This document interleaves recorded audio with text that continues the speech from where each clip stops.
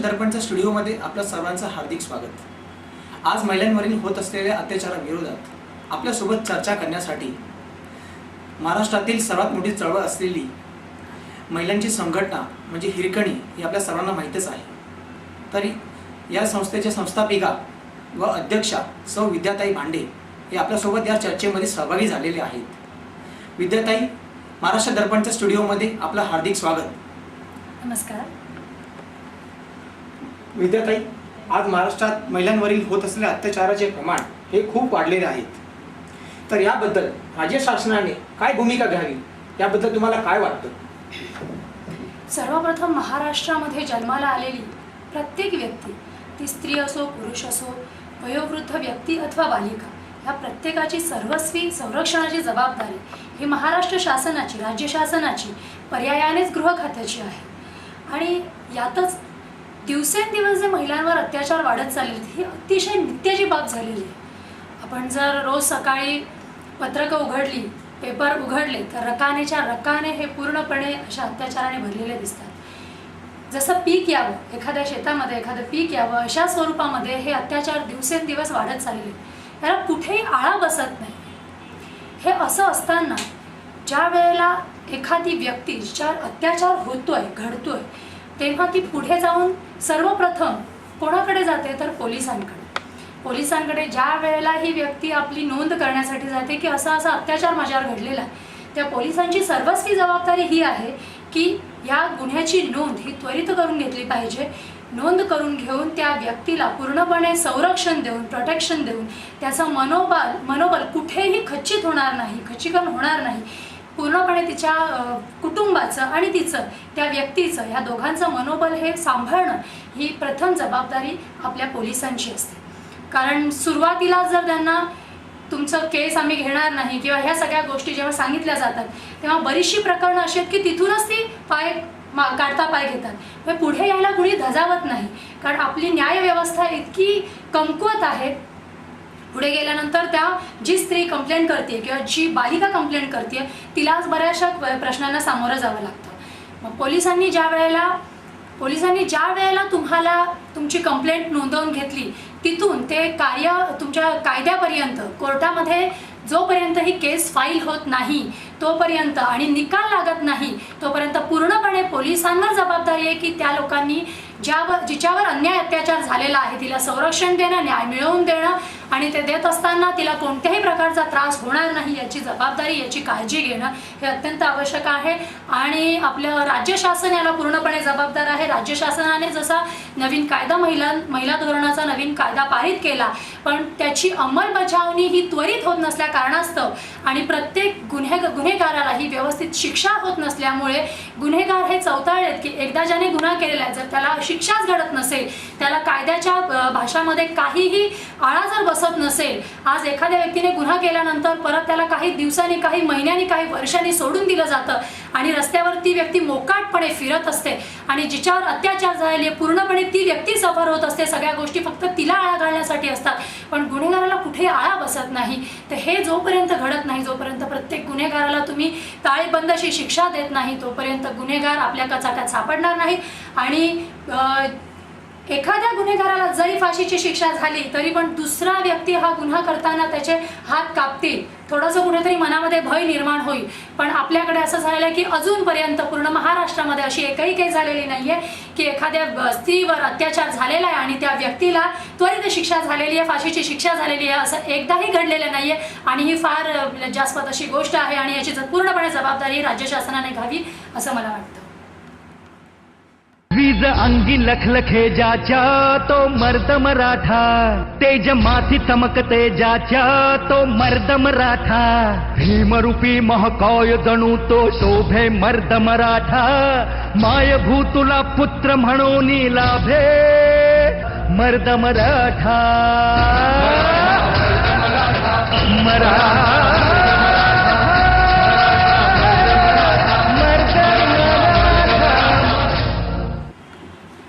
विद्याजी, आज सरकार वेगवेगळ्या माध्यमातून मुलींच्या व स्त्रीभ्रूण हत्येच्या विरोधात जनजागृतीचे प्रमाण वाढवत आहे आणि तरीही अशा प्रकारचे गुन्हे घडत आहेत, तर याबद्दल तुम्हाला काय वाटतं? भारत हा आपण म्हटलं तर पुरुषप्रधान संस्कृतीचा देश म्हणवला जातो, पण असं असताना देखील प्रत्येक घरामध्ये, प्रत्येक कुटुंबामध्ये जी कर्ता-करविता स्त्री आहे, जी घर चालवते, तिला आपण लक्ष्मीचा दर्जा देतो. आणि असं जेव्हा लक्ष्मीचा दर्जा देत असतो त्यावेळेला सरकार स्त्री भ्रूण हत्येवर कितपत कायदे राबवते किंवा किती जनजागृती राबवते आणि लोकांपर्यंत किती पोहोचते, अगदी क्षुल्लक गोष्ट आहे. याच्यात सरकारबरोबरच म्हणजे राज्य शासनाबरोबरच सामाजिक जनजागृती ही अत्यंत महत्त्वाची आहे. ज्यावेळेला तुम्ही एका स्त्रीला लक्ष्मीचा दर्जा देत असाल त्यावेळेला आपला वंश वाढवणारी, आपला वंश जगवणारी एक स्त्री, शिवाजी महाराजांना घडवणारी, जशी आपण जिजाऊ म्हणतो, जसं आपण शिक्षणाची दैवत सावित्रीबाई ज्योतिबा फुले यांना मानतो, तसंच अशा स्त्रीला जर आपल्या गर्भातच एखादी स्त्री मारून टाकत असेल तर त्यावेळेला सामाजिक किंवा समाजातील जनजागृती अत्यंत महत्त्वाची आहे. त्याच्यामुळे समाजालाही याच्यात तेवढाच रीतीने भाग घेणं हे गरजेचं आहे.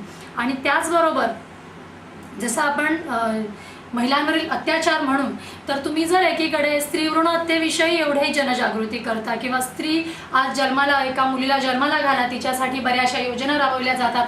आता एक नवीन आपल्या नगरपालिका, महानगरपालिका क्षेत्रांसाठी जी योजना राबवली जाते की प्रत्येक मुलीचा जन्म झाला तर तिच्या नावे 21,000 रुपये त्याच्या फिक्स डिपॉझिटमध्ये ठेवण्यात येईल, अशा वेगवेगळ्या सोयी जिथे राबवल्या जातात त्याच पद्धतीने ती मोठी झाल्यानंतर तिच्या संरक्षणाची जबाबदारी कोणी घ्यावी, म्हणजे तिला मोठं केल्यानंतर राक्षसांच्या हवाली करा असं शासनाला म्हणायचं आहे का?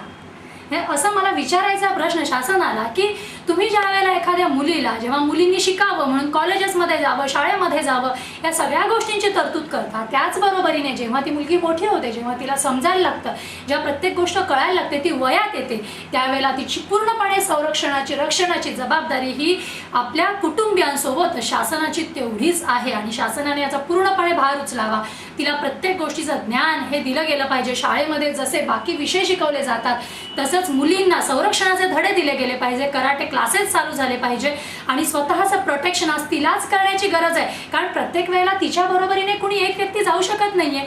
आज मुलगी जर 7 वाजता घरी आली नाही तर आईचा जीव धडधड करतो की अजून मुलगी घरापर्यंत का नाही पोहोचली. ह्या सगळ्या गोष्टी जेव्हा आपण नोट डाऊन करतोय किंवा जेव्हा आपण बघतोय त्यावेळेला प्रत्येक मुलीच्या संरक्षणाची जबाबदारी ही शासनाने उचलावी आणि ते करण्यासाठी त्यांना, मी म्हणेन, वेळेला त्यांना एखादं तुम्ही हत्यार बाळगण्याची सुद्धा परवानगी दिली पाहिजे.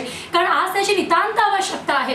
प्रत्येक वेळेला तुम्ही कुणावर डिपेंड राहू शकत नाही. एक मुलगी जेव्हा रस्त्याने जातीये त्यावेळेला तिलाच माहित नाही की 4 लोकांच्या नजरा माझ्याकडे कोणत्या दृष्टीने बघतायत. हे लोकांच्या ज्या नजरा झालेल्या आहेत, हल्लीच्या पुरुषांच्या नजरा ज्या झालेल्या आहेत त्या पूर्णपणे भोगवस्तू म्हणून त्यांच्याकडे बघितलं जातं. एक मुलगी म्हणून किंवा एखादी स्त्री म्हणून, एक आई म्हणून, बहीण म्हणून, एखादी देवी म्हणून बघण्याची जो दृष्टिकोन आहे तो पूर्णपणे आताच्या समाजाचा पूर्णपणे बंद झालेला आहे, तो नाहीसा झालेला आहे. आणि हे सगळं करण्यासाठी सर्वप्रथम शासनाने सगळे कायदे बदलावेत. शासनाने मुलींना संरक्षणासाठी वेगवेगळ्या तरतुदी कराव्यात. जसं मुलींना जन्म देण्यासाठी प्रवृत्त करतात तसंच त्यांना वाढवण्यासाठी आणि त्यांच्या संरक्षणाची जबाबदारी शासनाने घ्यावी असं मला वाटतं.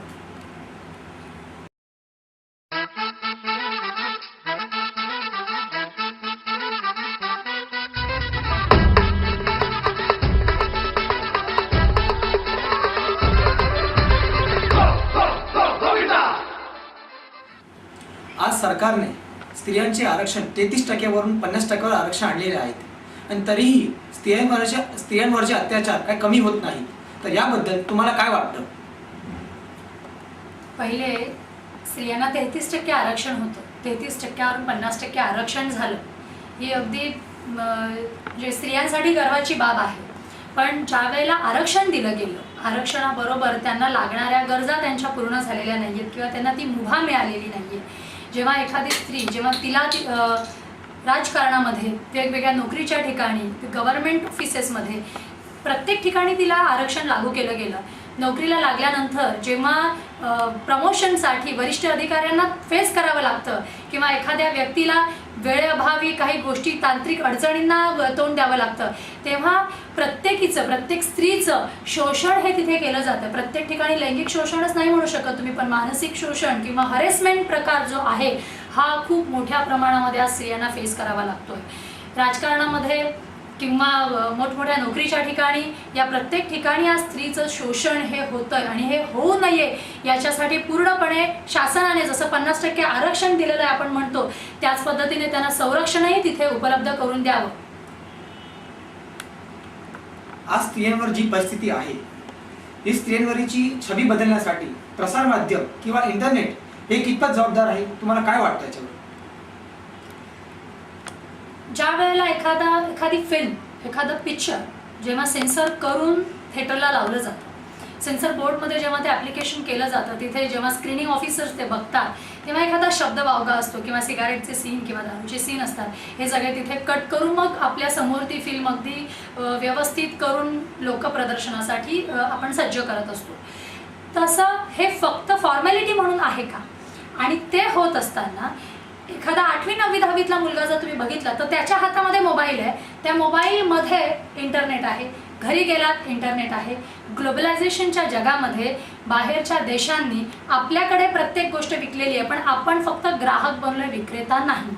आणि तिच्यामध्ये कितपत फायदा झाला आहे हा माझ्या मते प्रत्येक समाजाच्या व्यक्तीने विचार करण्यासारखी गोष्ट आहे. कारण तिच्यातून फायदे कमी, पण आपल्याला नुकसान हे अत्यंत आहे. आपली नवीन पिढी जी आहे ही पूर्णपणे या गोष्टीमध्ये गुरफटली जाते आहे. सोशल नेटवर्किंग किंवा इंटरनेट जे आहे या माध्यमातून मुलांना, बेसिकली नवीन पिढीला, यंग जनरेशनला सगळ्या वाईट गोष्टी या दाखवल्या जातात किंवा त्यांना सहज त्या उपलब्ध आहे. त्यांना त्याच्यासाठी काही त्रास सहन करावा लागत नाही आहे. नेटवर तुम्ही गेला तर अगदी अश्लील साईट्स या लगेच ओपन होतात आणि हे पूर्णपणे सगळ्यात मोठं कारण आहे आज जे अत्याचार महिलांवर घडतात त्यासाठी.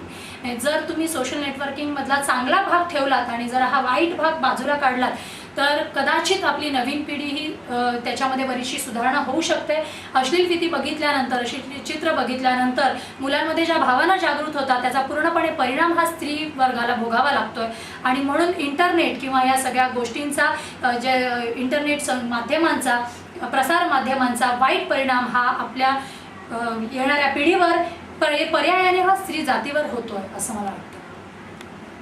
आपण हिरकणीच्या संस्थापिका अध्यक्ष आहात.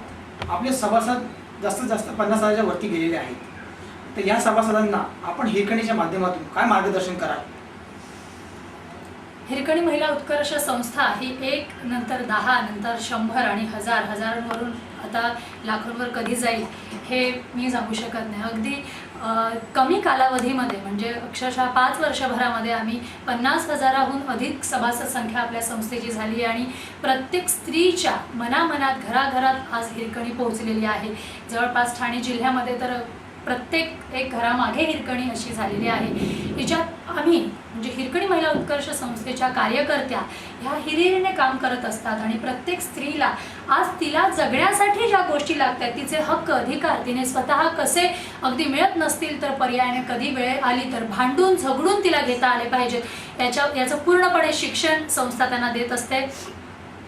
त्याचबरोबरीने जर असे अन्याय अत्याचार होत असतील, घडत असतील तर तिथे लगेच आमचे कार्यकर्ते जाऊन त्यांना पूर्णपणे सहकार्य देणं, पोलीस स्टेशन्सपर्यंत पोहोचणं किंवा त्यांच्या प्रत्येक गोष्टीला लगेच तंतोतंत उत्तर देणं, त्यांना धीर देणं, या प्रत्येक गोष्टीचं काम हे व्यवस्थितरित्या करत असतात.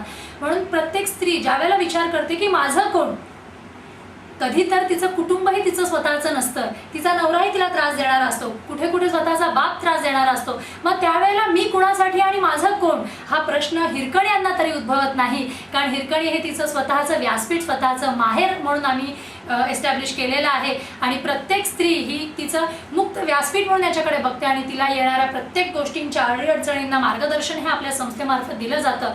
ज्या वेळेला असे अत्याचार घडतात आम्ही वेळोवेळी त्यांना जेव्हा प्रशिक्षण दिलं जातं त्याच्यात त्यांना स्वसंरक्षणाचे धडे, कराटे क्लासेस त्यांच्यासाठी आपण चालू केलेले असतात आणि त्याचबरोबरीने गरज पडली तर तिथे तुम्ही स्वतः हत्यार उचला हेही आम्ही त्यांना सांगत असतो आणि तिथे त्यांना जे मार्गदर्शन लागेल ते पूर्णपणे आपल्या संस्थेकडून देण्यात येतं. आणि ह्या सगळ्या गोष्टी होत असताना मला असं म्हणायचं आहे की हिरकणी असो अगर नसो, तिच्यामध्ये हिरकणीची ताकद ही नेहमीच असते. एक स्त्री म्हटल्यावरती तिच्यामध्ये एक वेगळी दैवी शक्ती ही देवाने निर्माण करून दिलेली आहे. ती जर तिने जागृत केली तर तिला, मला नाही वाटत की दुसरं कोणाची गरज आहे, पण ती जागृत करण्यासाठी ज्या वेळेला तिच्यात एक ताकद, एक पॉवर निर्माण करावी लागते, त्याच हिरकणी तिला पूर्णपणे बॅकिंग आणि पॉवर देत असते. आणि आम्ही यापुढे सरकार, राज्य शासन यांना असं सांगू इच्छितो की जर त्यांच्याकडून असे कायदे बदलले जात नसतील, त्यांच्याकडून एखाद्या अत्याचाराला शिक्षा दिली जात नसेल, एखादा गुन्हेगाराला जर ते तडीस पोचवू शकत नसतील, अशा गुन्हेगाराला त्यांनी आमच्या हवाले करावं. आम्ही बांगड्या भरलेल्या नाहीये, आम्ही गप्प बसणाऱ्यांमधले नाही. स्त्री स्वतःचा न्यायनिवाडा करू शकते, पण शासनाने पूर्ण कायदे आमच्या हातात द्यावेत. जर तिच्याकडे बघितलं, वाईट नजरेने जर एखादा पुरुष बघत असेल, त्या बाईने जर त्याचे डोळे हातात काढून दिले, तर दुसरा कोणताही पुरुष हे करण्याची हिंमत करणार नाही. आणि मला एकच सांगायचं राज्य शासनाला की जोपर्यंत हे कायदे कडक होणार नाही, जोपर्यंत प्रत्येक गुन्हेगाराला शिक्षा होणार नाही, तोपर्यंत हे गुन्हे थांबणार नाहीयेत. हे गुन्हे असेच वाढत जाणार आहेत आणि स्त्री वर्गाला ह्या गोष्टीचा अत्यंत नाहक त्रास हा सोसावा लागतोय, भोगावा लागतोय. आणि याच्यासाठी वेळ पडली तर रस्त्यावर प्रत्येक स्त्रीला आज रस्त्यावर येण्याची गरज आहे, हातात तलवार घेण्याची गरज आहे आणि तिला स्वतःलाच एक रणरागिणी बनून ह्या अशा अत्याचारांना धडा शिकवला पाहिजे, यांना कापून टाकलं पाहिजे, मारून टाकलं पाहिजे. याशिवाय तिला संरक्षण देणारं दुसरं कुणीही नसणार आहे. त्यामुळे प्रत्येक स्त्री वर्गाला माझं हे विनंती असेल, आवाहन असेल की तुम्ही घरात गप्प बसू नका. अत्याचार होत असेल तर बाहेर पडा, त्याला न्यायनिवाडा करा. मागून घेण्यासाठी, हक्क अधिकार मागून घेण्यासाठी दुसरं कोणी तुम्हाला उपलब्ध नसेल तर तुम्ही हिरकणीमध्ये कधीही येऊ शकता, तुम्हाला हिरकणी कधीही मदत करेल. आणि स्वतःच्या हक्कासाठी भांडणं हे चुकीचं अजिबात नाहीये, पण तुम्ही चार भिंतीमध्ये जर बसून राहिलात तर तुम्हाला बसून कधीही हक्क, न्याय कधी मिळणार नाहीये. त्यामुळे गप्प न राहता प्रत्येकीने आज रस्त्यावर उतरण्याची गरज आहे. आपल्यासाठी नव्हे तर आपल्या पुढच्या पिढीसाठी, आपल्या मुलीबाळींसाठी, त्यांच्या संरक्षणासाठी आज प्रत्येक आईला रस्त्यावर यायचंय. मला मुलगी नसेल तरी माझी येणारी सून किंवा मी स्वतः स्त्री आहे असं समजून तिने हा कायदा हातात घेतला पाहिजे आणि याला कुठेतरी आता न्यायनिवाडा दिला पाहिजे, याला कुठेतरी आळा घालणं आवश्यक आहे. आणि हे माझं आवाहन, अगदी कळकळीचं आवाहन आहे. आणि राज्य शासनालाही असं मी सांगू इच्छिते की कुठेतरी आता ह्याला एक फिक्स असा न्याय हा देणं महत्त्वाचं आहे. तर या होत्या हिरकणीच्या अध्यक्षा सौ विद्याताई भांडे. विद्याताई भांडे, महाराष्ट्र दर्पणच्या स्टुडिओमध्ये आल्याबद्दल आणि आमच्याशी चर्चा केल्याबद्दल आपला धन्यवाद.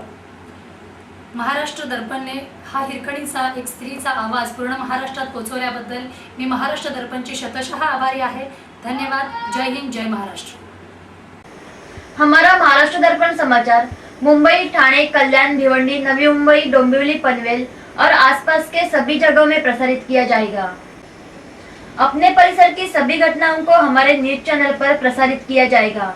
आपके यहाँ की सभी समस्या और सूचनाओं को हमारे नीचे दिए पते पे भेजें या संपर्क करें. हमारा पता है 105 A wing, Tirthdeep plaza, Kamgar hospital road, Ramchandra Nagar, Thane waste.